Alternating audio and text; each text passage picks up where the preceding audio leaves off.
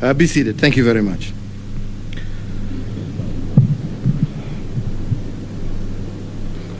Ladies and gentlemen, good afternoon.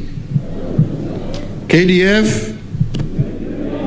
KDF? Asanteni sana. Hamjambo.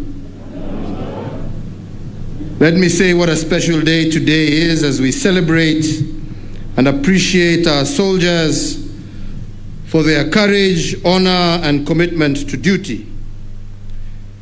These three words, duty, courage, and honor, perfectly describe those uniformed men and women who serve this nation. They do their duty in exemplary fashion and perform their roles with impeccable honor, and whenever this nation has called upon them, they have answered the call and courageously defended us both home and abroad. It is therefore, ladies and gentlemen, my distinct honor and privilege to join you today as we observe this 10th anniversary of the Kenya Defense Forces Day.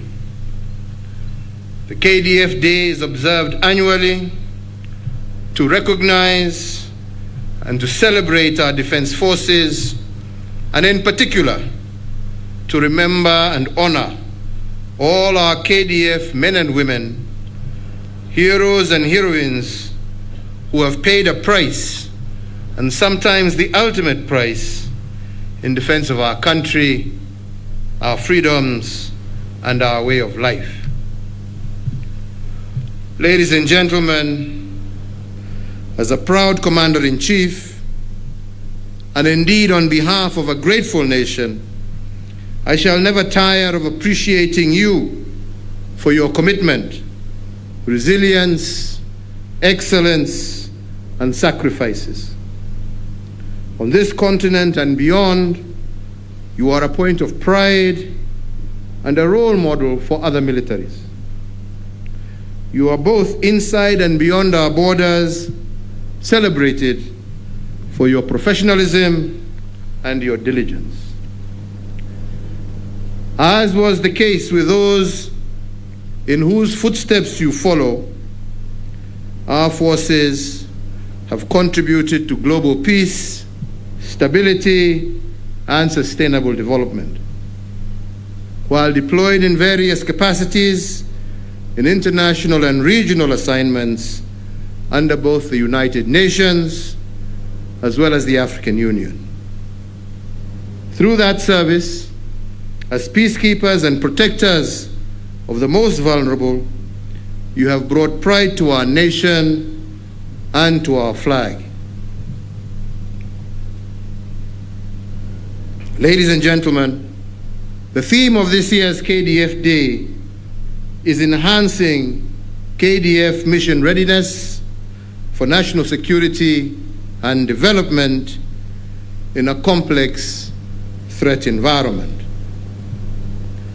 Our troops actively continue to undertake counterterrorism operations within and beyond our borders in the face of emerging security threats. It is noteworthy that terrorist activities and border incursions by non-state actors have significantly reduced thanks to the actions of KDF as well as our other security agencies operating under the multi-agency framework. In the face of this dynamic operating environment, characterized by asymmetrical threats, my administration is committed to continuously enhancing Kenya's military deterrent capabilities. The military equipment recently acquired will enhance our operational capabilities for the Kenya Defense Forces.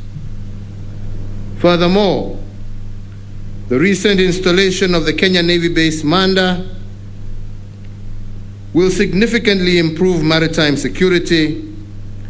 In addition, the establishment of the Kenya Shipyards Limited at the Kenya Navy base Mutongwe, as well as the Kisumu Shipyard, will improve our naval capabilities, while at the same time contributing to our blue economy.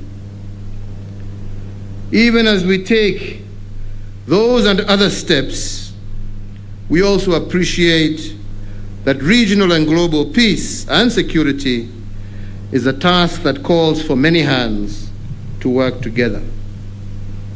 We shall continue to collaborate and engage with our regional, continental, and global partners in furtherance of Kenya's vision of a peaceful, secure, and prosperous world for all.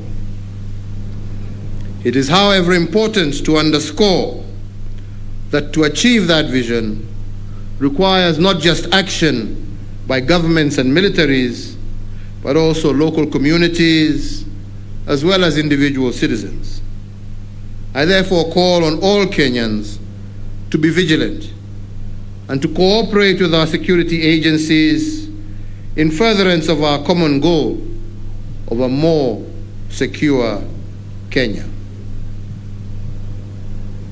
Ladies and gentlemen, my administration has established a broad spectrum of welfare services catering to KDF personnel and their families. Notably, we have established are establishing regional health facilities in Nairobi, the one I have just opened, Isiolo, which I shall be opening soon, as well as Eldoret, which is also coming up, and elsewhere, offering supportive health services to our forces and their dependents. We are also in the process of upgrading Forces Memorial to a level 5, as well as the development of a new level 6 hospital in Kabete.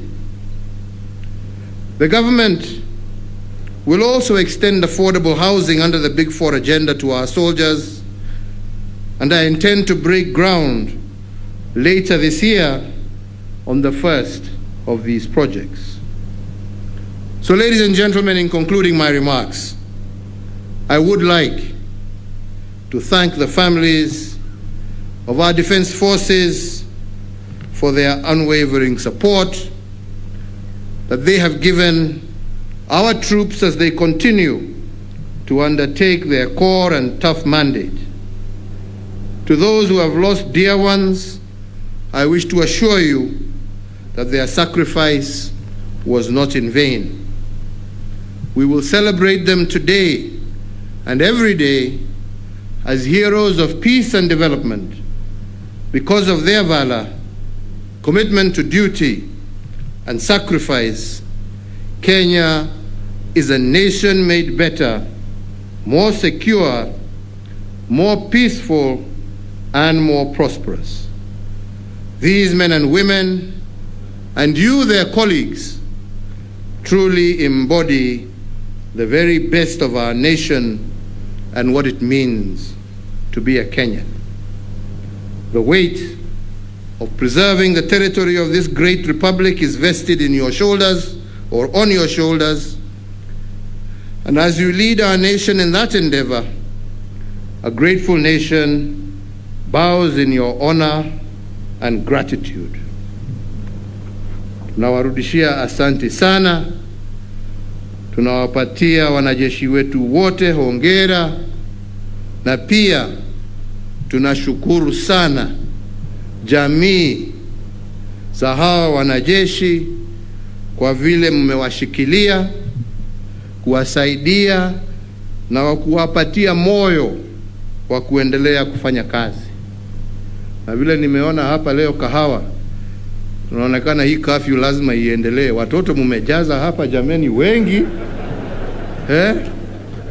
Acha hii curfew iendelee bwana. Tunataka Kenya iendelee kukua namna hiyo.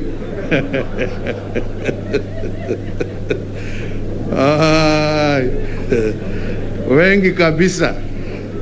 Mungu awabariki wote. God bless our defense forces and God bless Kenya. Asanteni sana. Basi kwa heshima naomba sote